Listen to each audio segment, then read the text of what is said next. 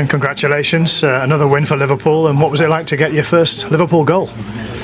Yeah, it was very nice. The feeling on the pitch with the fans around. I was very happy, and I'm still. So, yeah, I like it. Did you always feel a goal was coming for you, or was a bit of anxiety starting to creep in?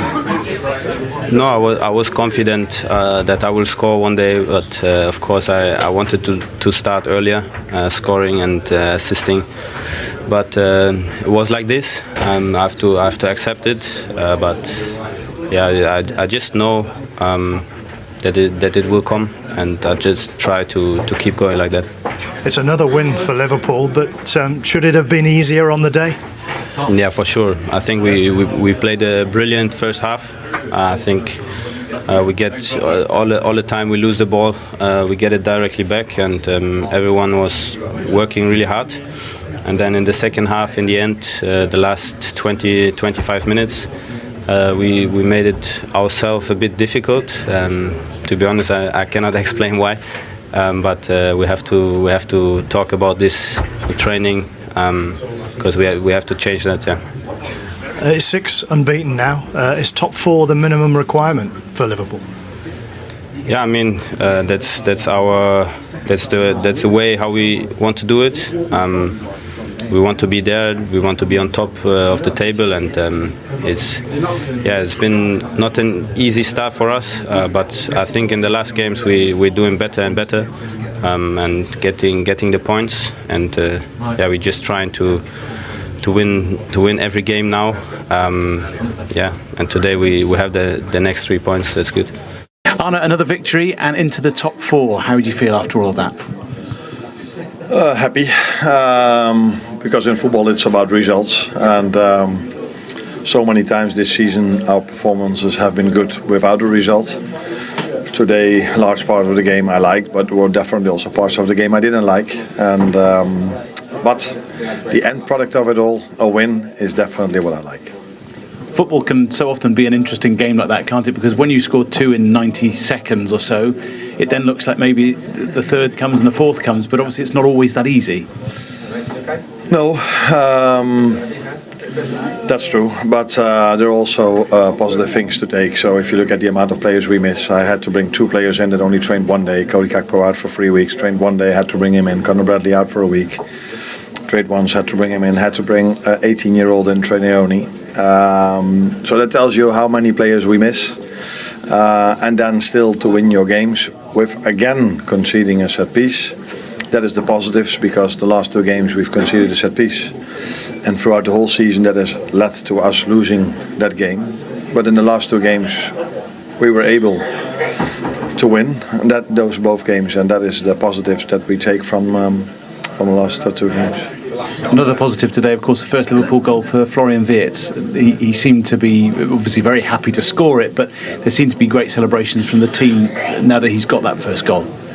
Yeah, I think the team has seen how much he did already for us, creating chances, being so close to a goal, and everybody that's into football knows if you don't score, what then is being said about you. And I think all the players know this as well. So for him to score his first goal is nice, but it's only a start. I think with his qualities, and he knows best, he will gonna score much more goals than only 1 for us. And but again, the focus is always on the result. The focus is always on who scores and who has the assist. But I think Florian did more than only scoring a goal today. He was involved in many of our moments where we created chances.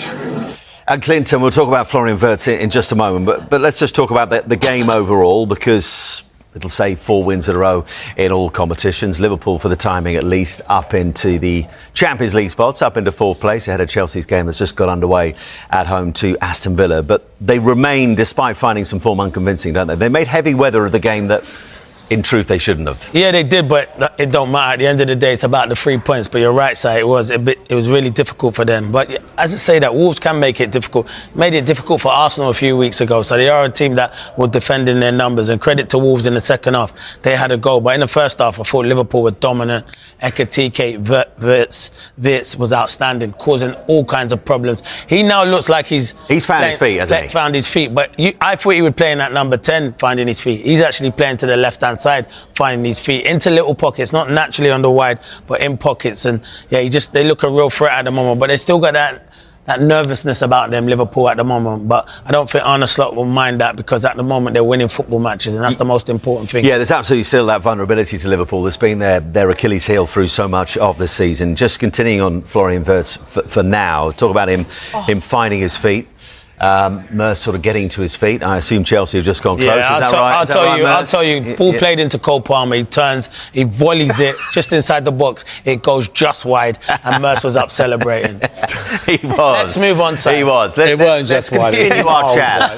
Miles wide. Continue our chat about Liverpool and Florian Wirtz. I mean, with the games they got coming up and the players they've got missing, I don't think Arne Slot will garner too much sympathy talking about the players he's got missing with the players they brought in during the summer. But the games they've got to come, they've got Leeds at home, then Fulham away, and then that big game against Arsenal away as well. Ekitike overall, with the absence of Isak now, a lot falling on his shoulders. How was he overall? He was brilliant. You need to see the assist for his goal. It's fantastic. The way he just flicks it around the defender, spins the other side, beats another defender, and then rolls it to Wirtz where he could have the shot. It was a fantastic piece of skill. And he always looks lively. He doesn't play as a natural number 9. He wants to get involved. He's not a striker. He doesn't want to have few touches. He wants to have a lot of touches, but he's a clever footballer. But if he drops in, that's where they got other runners in behind. That's why they did miss Dominic Szoboszlai, who's been their best player this season. I do think they'll miss him. He'll be back for the next game anyway. But yeah, I thought he's been outstanding, and they're going to need him with no Salah, no Isak, and the attacking players. And I thought Chiesa done well on that right-hand side as well. Has he got a rare start today? Yeah, overall, I mean, we've seen how positive he's been off the bench so far this season. As a starter, also positive today overall? Yeah, I thought he did well. I thought he combined on the right-hand side ever so well with Frimpong, who had a good game as well. But he got 60 minutes. He's never going to be a starter. But with the injuries they've got at the moment, with Gakpo just coming back from injury that was on the bench, I thought he did really well. It was the right game to put him in against a weak Wolves side, who I must say did well in the second half. Yeah, and they did show some fight. But the simple truth is it's now 18 games without a win in the Premier League this season. The last time that happened in the top flight, you'd have to go back to 1902-03 and a certain Bolton Wanderers. It's 11 league defeats in a row. I mean, at the moment, it's not a question of whether or not they go down. They will be heading to the Championship. 100%. It's whether they could even threaten Derby County's record low of 11 points, because they're 9 points still away from that. Well, the way he's looking at the moment, you're thinking where they're going to get their next point from. And you know what annoys me, and it must annoy Wolves fans, is today against Liverpool, second half they show up. Against Arsenal they show up.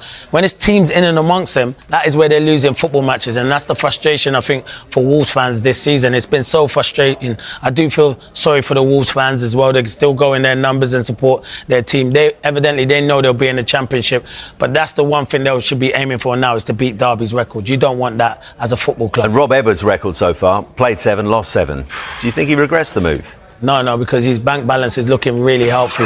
And that's the honest truth about it. He's obviously left there. And I know it's a Premier League team. He knew when he took that job that he would be going into Wolves and they would be playing Championship football. I know Middlesbrough are still doing well at the moment, but I don't think you can regret any job, because even if you end up finishing a season with a load of unwanted records, right? But he knew that. He knew he was going into a club like that. He can't have gone there thinking we'll finish the season. No, he definitely thought he could get a bounce from them, for sure. But at the end of the day, he knew what he was going into.